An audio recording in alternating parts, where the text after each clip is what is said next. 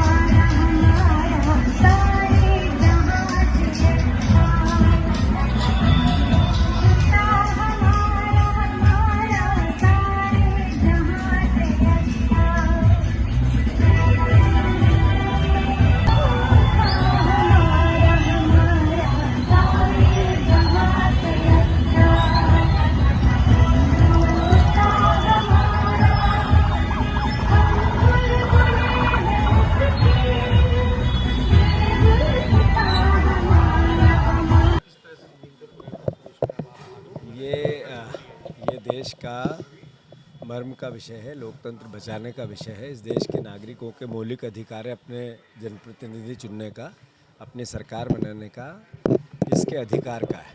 आप 78 साल के आज़ादी के बाद का लोकतंत्र, अगर हम उस पर गर्व महसूस करते हैं तो इसलिए कि भरोसा है वोट पे, भरोसा है मत पे, लोकतंत्र पे। जिस तरीके से चुनाव आयोग एक तरह से नरेंद्र मोदी जी और बीजेपी के साथ मिलकर काम करने लगा है, ये देश के लोकतंत्र के लिए खतरा है। और राहुल गांधी जी ने जो बात उठाई वो देश के नागरिकों के अधिकार की बात है, ये राजनीतिक लाभ हानि का विषय नहीं है।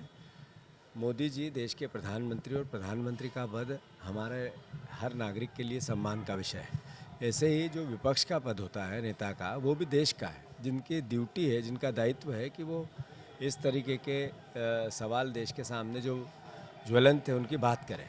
तो देश के नागरिकों से हमारी प्रार्थना है, नरेंद्र मोदी तीसरी बार जब प्रधानमंत्री बने तो टीवी ने, मीडिया ने चिल्ला चिल्ला के कहा कि नरेंद्र मोदी जी की लोकप्रियता पर पता तो चला वोट की चोरी से बना है।